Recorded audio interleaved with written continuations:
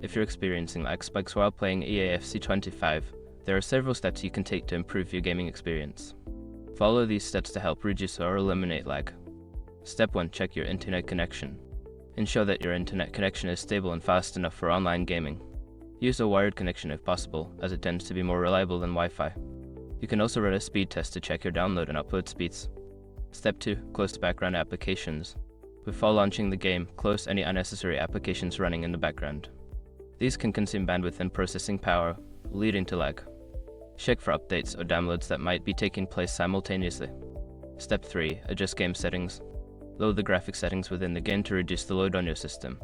This can help improve performance, especially if your hardware is not high-end. Look for options like resolution, texture quality, and frame rate limits. Step 4. Update drivers and software. Make sure your graphics drivers and game software are up to date. Manufacturers frequently release updates that can improve performance and fix bugs. Check the official website for your hardware and the EAFC 25 game for the latest updates. Step 5. Optimize network settings. Consider optimizing your network settings by enabling Quality of Service QoS on your router.